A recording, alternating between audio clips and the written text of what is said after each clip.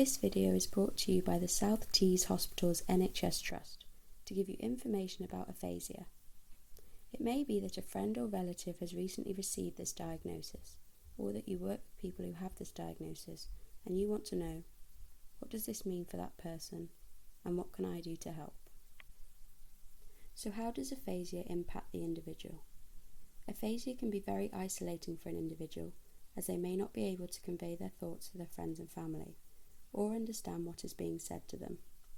Having aphasia can also be very frustrating for people, as they can sometimes be unaware of their difficulties and so believe that people aren't listening to them, or that their ears aren't working properly anymore. Research has found that aphasia has a larger negative impact on quality of life than any other health condition. However, aphasia doesn't have to negatively impact a person's quality of life. Being willing to adjust your communication methods to help the person with aphasia to participate in conversations can go a long way. One of the biggest challenges for people affected by aphasia is that many people don't know enough about it or how they can help. Better awareness of the condition and the right communication tools can make all the difference. What is aphasia? Aphasia is described as a loss of language function caused by brain damage.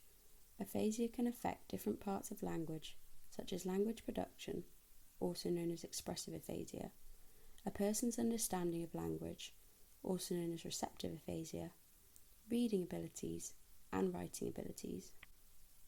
However, often, not all these aspects of language are impaired. Some language abilities can be spared, depending on the location of the brain damage. No two aphasias present the same. Aphasia can range from difficulties with single words through to sentences or paragraphs, and aphasia can be mild, moderate, or severe. It's important to note that aphasia does not affect an individual's intelligence. Although aphasia does not present the same in everyone, there are some common presentations. Some people with aphasia have difficulty with finding words, even though they are able to picture the object, place, or person in their mind. Some people with aphasia can have difficulty understanding what other people are saying to them. In their mind, it can sound like words are missed out, which can make following conversations difficult. Reading can also be affected, whereby a person with aphasia could look at a page of writing and only recognise a few words which they understand, even though they may be able to say all the words on the page out loud. People with aphasia may also have difficulty with spelling, despite being able to say the words out loud. Aphasia is a very common consequence of brain injury. The Stroke Association reports that there are more than 350,000 people in the UK living with aphasia. However, the National Aphasia Association reports that 84.5% of people have never even heard of the term aphasia.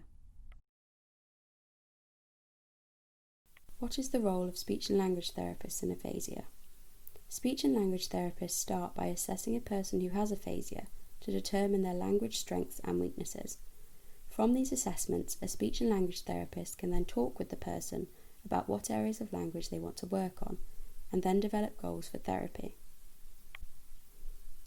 Therapy for aphasia strives to help the person use their spared language skills, restore language abilities as much as possible by developing strategies, develop compensation strategies for language difficulties, teach and/or provide alternative methods for communication, also known as alternative and augmentative communication, or AAC.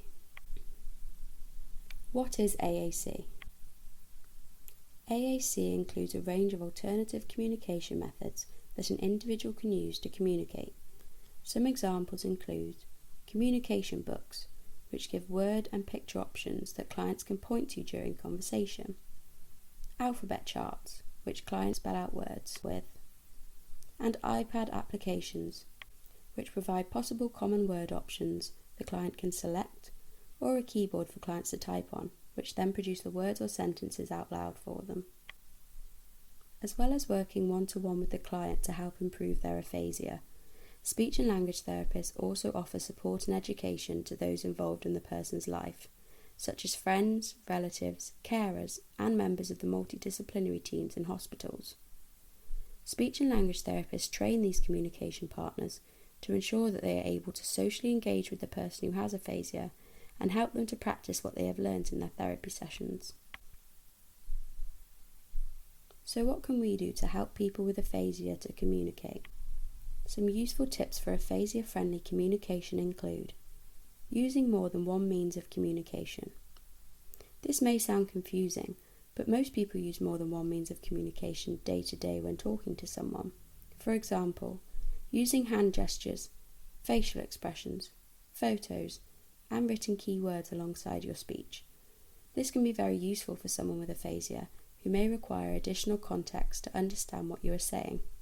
Also, if the person's been provided with AAC by a speech and language therapist, then ensure you encourage them to use it.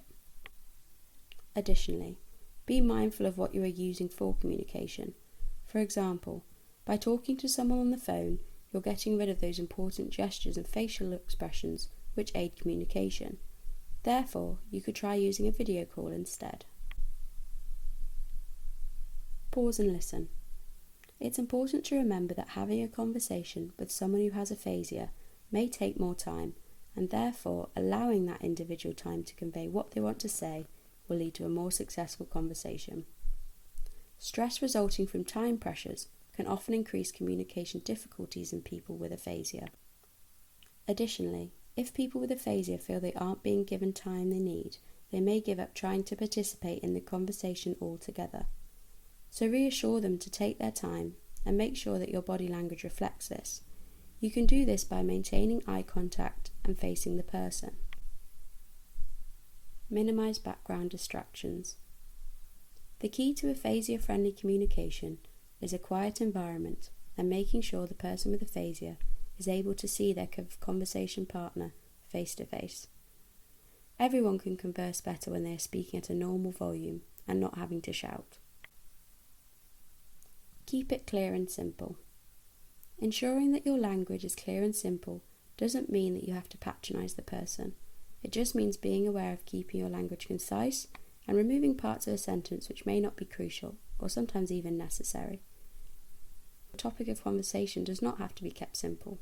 In fact, it can be on anything that the person enjoys. Just keep the sentences concise, as this allows moments for pause and ensures the conversation is being followed by the person with aphasia. Verify. Making sure that you understand what the person is saying, either by repeating it back to them or letting them know what you have taken from the conversation, makes for good aphasia-friendly communication. Don't pretend to understand. If you don't understand what the person is saying, make sure you let them know. Speak directly to the person. The goal of aphasia-friendly communication is to reduce feelings of isolation. Therefore, ensure that you always speak directly to the person with aphasia and address them in conversations. Family or friends should only be used as facilitators if the person with aphasia gets stuck and asks for help. Make sure that you do not rely on others to talk for the person with aphasia. Ask if they want help. As the National Aphasia Association stated, adults with aphasia are adults, first and foremost. This is crucial to remember when talking to someone who has aphasia. Often when we see someone struggling with something, it's in our good nature to jump in and help. However, adults with aphasia have their own opinions and thoughts which they often want to express, and therefore it's important to be patient and see what they can do without aid, and then offer help if they start to get frustrated. Ask yes-no questions. Asking yes-no questions can help individuals make their feelings known and empower them to communicate their own needs. Therefore, when asking a question, think, could this be answered with a yes or no? Yes and no questions are very aphasia-friendly, particularly with those people who have more severe aphasia, as they can be answered using gestures rather than language. And finally, take breaks. It's important to remember that people with aphasia can often experience fatigue because their brain is working extra hard to communicate. Therefore, if you notice signs of tiredness, you know it's time to wrap up the conversation and allow the individual a rest.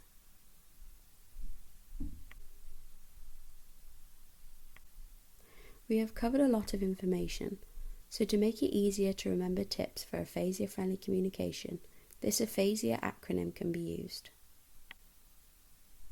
A. Allow time. P. Provide verification. H. Have a quiet environment. A. Address the person directly. S.